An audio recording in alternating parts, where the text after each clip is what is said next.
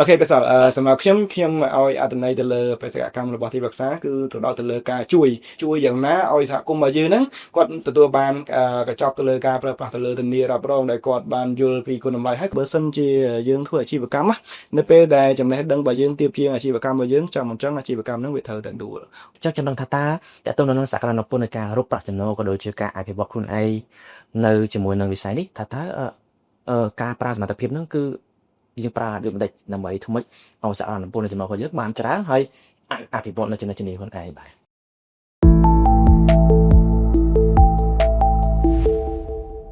បាទសូមជម្រាបសួរបាទសួស្តីប្រិយមិត្តទាំងអស់គ្នាបាទជួបជុំនៅខ្ញុំបាទសាជាថ្មីបាទខ្ញុំបាទកុសលបាទរីករាយក៏ដូចជាស្វាគមន៍ជាថ្មីមកកាន់កម្មវិធីខ្ញុំលើកគេថា podcast ប្រចាំសប្តាហ៍របស់យើងខ្ញុំបាទសូមជម្រាបជូនថាខ្ញុំលើកគេថា podcast របស់ប្រទេសកម្ពុជាគឺជាវេទិកាមួយដែលពំនាំជាមួយនឹងបាទប្រធានបទបាទល្អមានសារៈសំខាន់នៅក្នុងវិស័យធានារ៉ាប់រងដើម្បីចែករំលែកទៅកាន់ប្រិយមិត្តទាំងអស់គ្នាហើយយើងក៏មានការចូលរួមចែករំលែកពីវាគ្មិនរបស់យើងជាច្រើនរូបផងដែរដែលគាត់សិក្សាតែជាបុគ្គលដែលជោគជ័យនៅក្នុងវិស័យធានារ៉ាប់រងជាថ្នាក់ដឹកនាំដ៏ជោគជ័យនៅក្នុងប្រទេសកម្ពុជារបស់យើងហើយសម្រាប់សប្តាហ៍នេះផ្ទាល់បាទយើងនឹងមានប្រធានបទមួយបាទស្ដីអំពី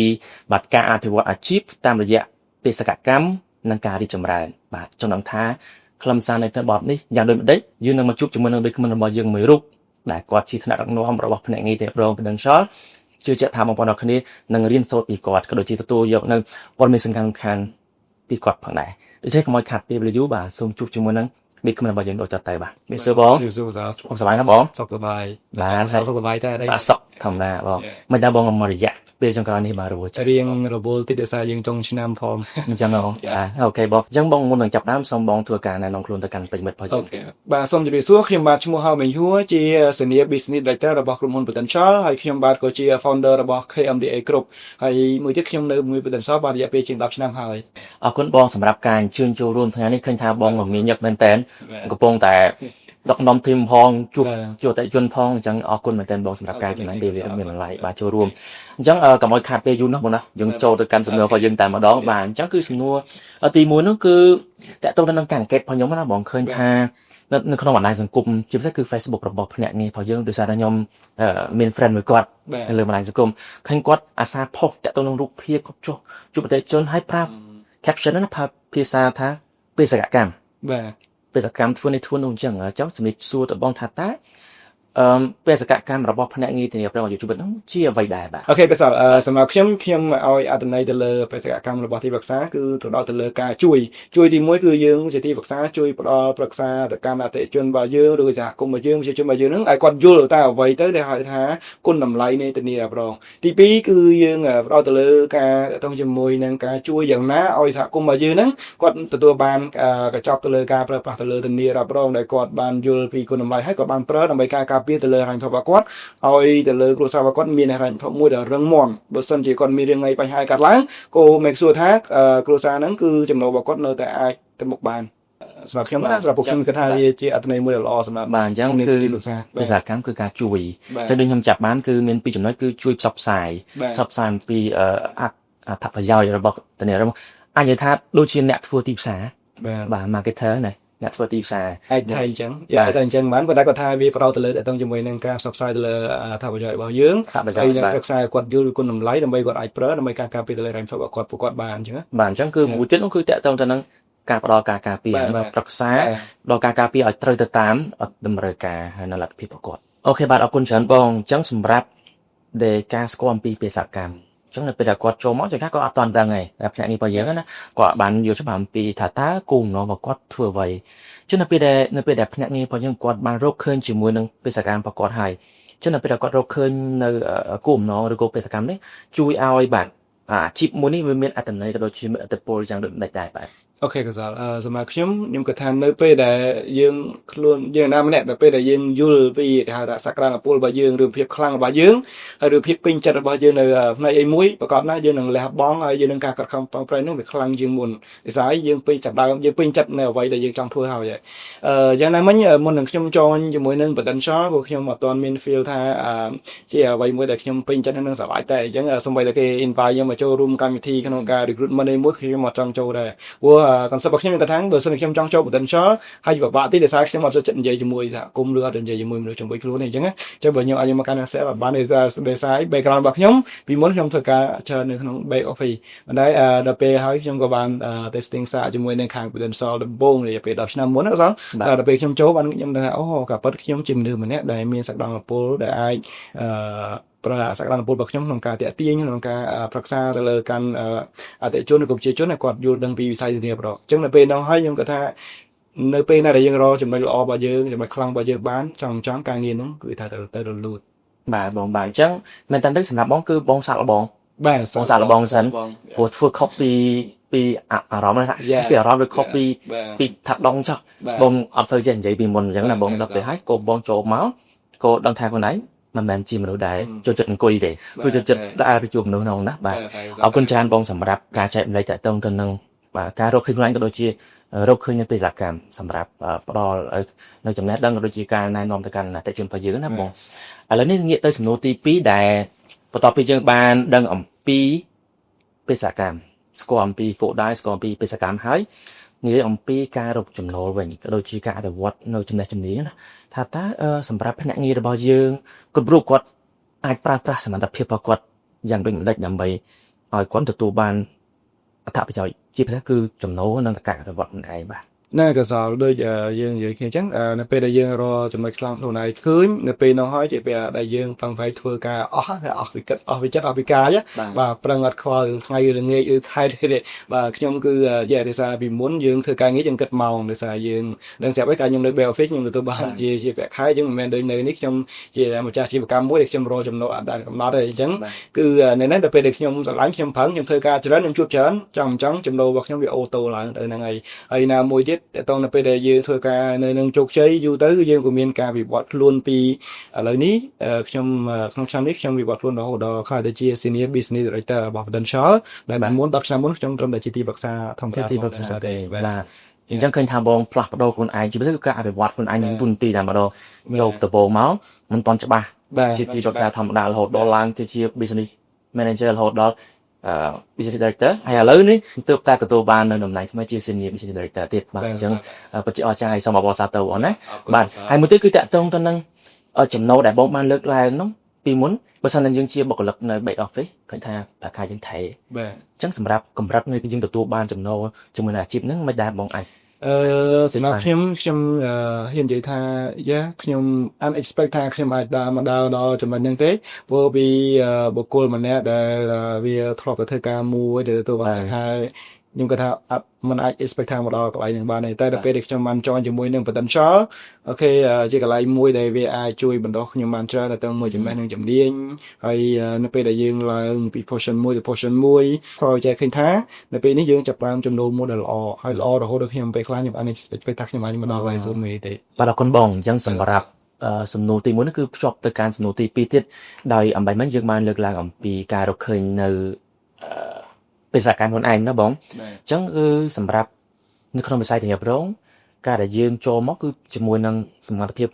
ខ្លួនឯងតលក៏ដូចជាយើងចូលមកវឹកខ្លួនឯងអញ្ចឹងចំណងថាតើតើទៅនឹងសក្តានុពលនៃការរកប្រាក់ចំណូលក៏ដូចជាការអភិវឌ្ឍខ្លួនឯងនៅជាមួយនឹងវិស័យនេះតើការប្រើសមត្ថភាពហ្នឹងគឺយើងប្រើដូចម្ដេចដើម្បីធ្វើម៉េចឲ្យសក្តានុពលនៃចំណូលរបស់យើងបានច្រើនហើយអាចអភិវឌ្ឍនៅចំណេះជំនាញខ្លួនឯងបាទហ្នឹងក៏សល់តែតើជាមួយនឹងការអភិវឌ្ឍទៅលើចំណេះជំនាញសម្រាប់ខ្ញុំនៅពេលដែលយើងមានចំណេះហើយចំណុះហើយហ្នឹងជំនាញនឹងទូនាទីវានឹងអាចឡើងទៅអូតូហើយអញ្ចឹងបាទយ៉ាងណាមិញសម្រាប់ Potential ខ្ញុំមាននិយាយថាជាកន្លែងមួយដែលបន្តបានល្អមែនតើតើនឹងជំនាញជាពិសេសដូចខ្ញុំផ្ទាល់អញ្ចឹងពីមុននិយាយតាមត្រង់ទៅខ្ញុំតើជាមួយនឹងការនិយាយតើជាមួយអីវានៅមាន limit ហើយបើឲ្យខ្ញុំទៅនិយាយមនុស្ស 4-10 នាក់អីប្រហែលជាពិបាកបន្តិចតែបច្ចុប្បន្ននេះខ្ញុំអាចឡើងលើឆាកនិយាយមនុស្ស 100-200 នាក់ក៏អត់មានបញ្ហាដែរចឹងនៅពេល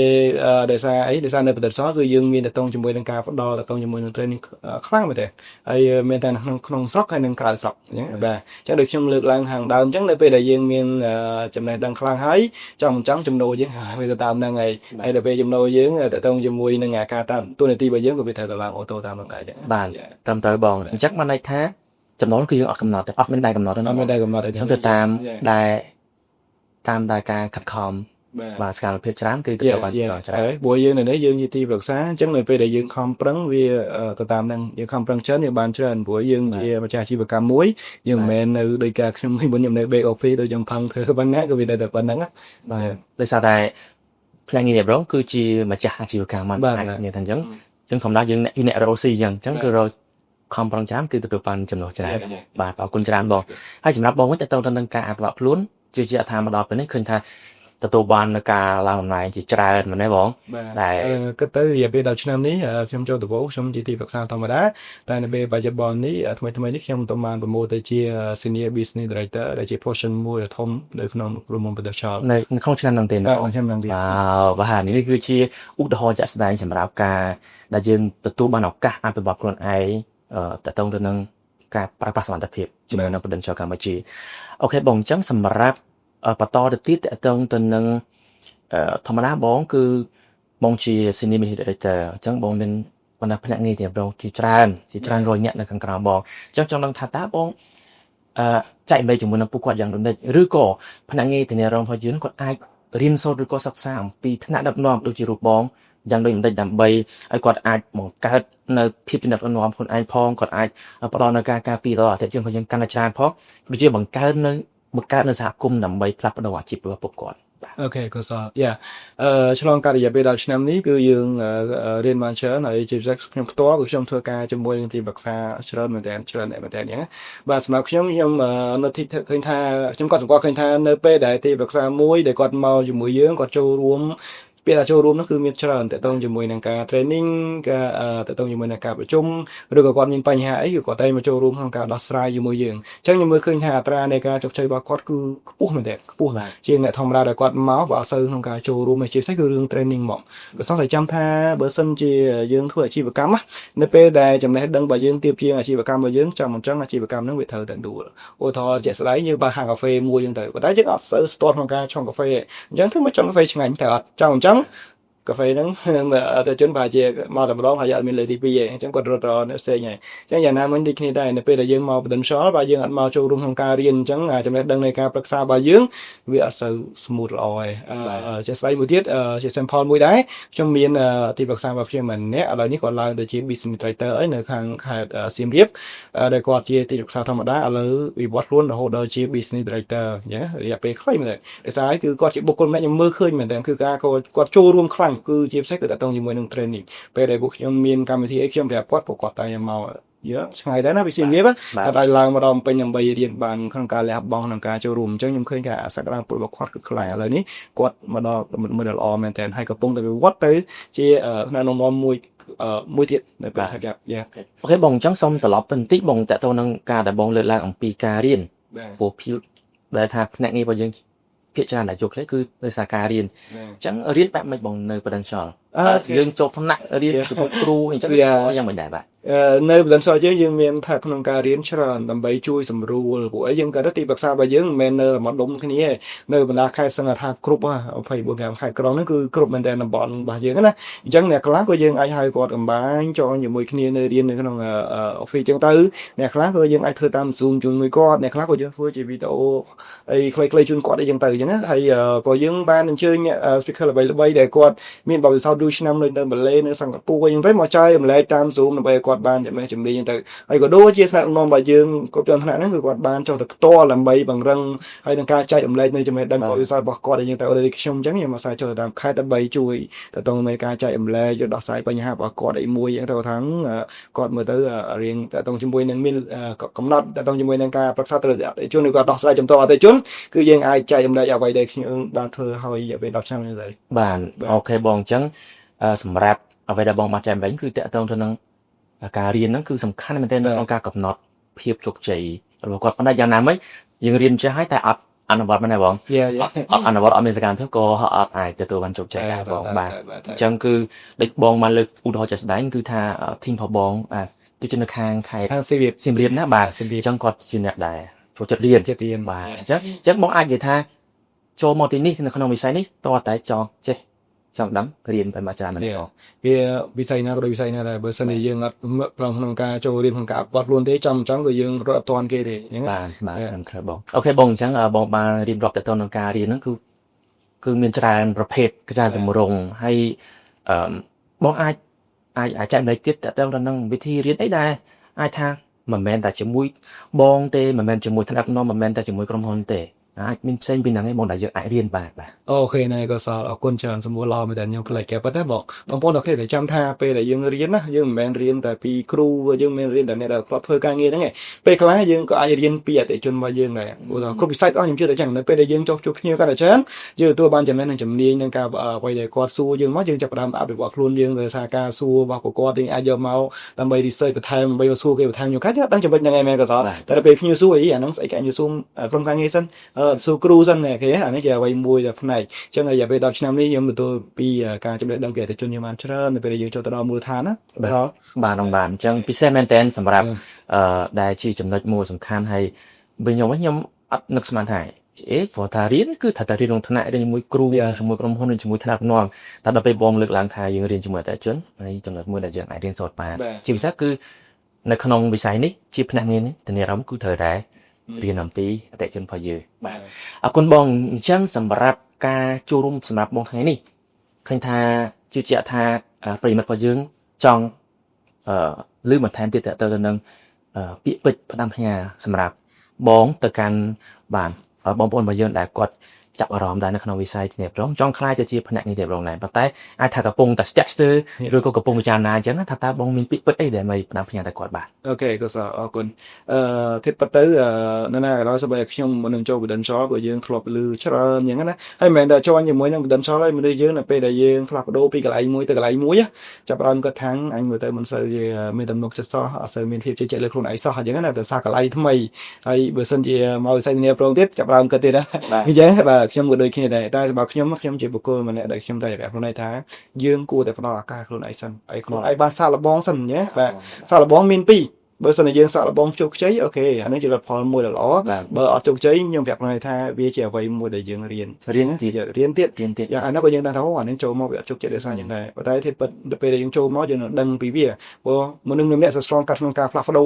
ហើយសិតតែឆ្លងកាត់ក្នុងការភាពលំបាកក្នុងការផ្លាស់ប្ដូរប៉ុន្តែដល់ពេលចង់ចប់យើងអាចធ្វើរឿងនឹងបានអញ្ចឹងគាត់ថាខ្ញុំនៅតែលើកទឹកចិត្តបងប្អូនក៏អរគ្នាដែលកំពុងទស្សនាលើវីដេអូនេះព្យាយាមយើងសាកសិនបាទសាកល្បងសិនយើងមកសិក្សាវាសិនតែនឹងវាមិនដែរវាលំបាកមិនវាស្រួលមិនដែរអូខេអញ្ចឹងសម្រាប់ខ្ញុំលើកទឹកចិត្តថាតើយើងសាកល្បងបើយើងដឹងតែការងារនឹងវាមិនបាទអរគុណបងអញ្ចឹងជារោគគឺត្រូវតែផ្ដល់ឱកាសបាទសិនដែរសាកល្បងហ្នឹងហើយបងដូចបាទបងមេហូគាត់ជាឧទាហរណ៍ជាក់ស្ដែងតែគាត់ដំបងគឺគាត់អត់មិនបានស្គាល់ថាតើអីជាធានារ៉ាប់រងមកសូវស្គាល់ច្បាស់ទេ10ឆ្នាំមុននិយាយទៅព្រោះឥឡូវនេះ10ឆ្នាំនេះគ្រូគេស្គាល់ធានារ៉ាប់រងច្រើនណា10ឆ្នាំមុនមិនសូវស្បិចបលបដែរដល់ពេលគេហៅមកក៏នោះគេហៅខ្ញុំទៅសាន់វេអូខេខ្ញុំមកសាន់ស្ដាប់គេសិនទៅមកស្ដាប់បានយើងដឹងថាអូអានឹងវាអញ្ចឹងឯងបាទហើយក៏យើងផ្ដល់ឱកាសខ្លួនឯងដល់ពេលផ្ដល់វាជាប់មកដល់បច្ចុប្បន្នយើងទៅបាទផ្ដល់ឱកាសខ្លួនឯងហើយផ្លាស់ប្ដូរខ្លួនឯងទៀតដែលមកពីមុនអត់សូវចេះតំណែងឬក៏អត់សូវនិយាយណាបងណាឥឡូវនេះគឺថាអត់កាន់បានមីក្រូគឺបងហើយអូខេបងអរគុណច្រើនបងបាទសូមអរគុណច្រើនបងសម្រាប់ការចូលរួមជាមួយនឹងកម្មវិធីរបស់យើងតាក់ទងទៅនឹងការចែករំលែកជាមួយនឹងកម្មវិធីរបស់យើងតាក់ទងទៅនឹងធានបទគឺការអភិវឌ្ឍអាជីពតាមរយៈបេសកកម្មនិងការរីកចម្រើនណាបងបាទហើយជឿជាក់ថាប្រិយមិត្តដែលបានកំពុងទស្សនាជាមួយនឹងវីដេអូនេះគឺថាអាច pick up ជាមួយនឹង message ក៏ដូចជាទទួលបាននៅចំណេះដឹងថ្មីមួយទៀតដើម្បី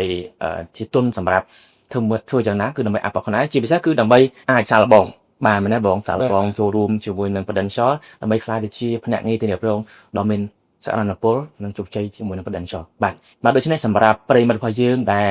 ចាប់អារម្មណ៍ជាមួយនឹងឱកាសការងារជាភ្នាក់ងារធានារ៉ាប់រងជាមួយ Prudential បាទកុំភ្លេចជាមួយនឹងការដាក់ CV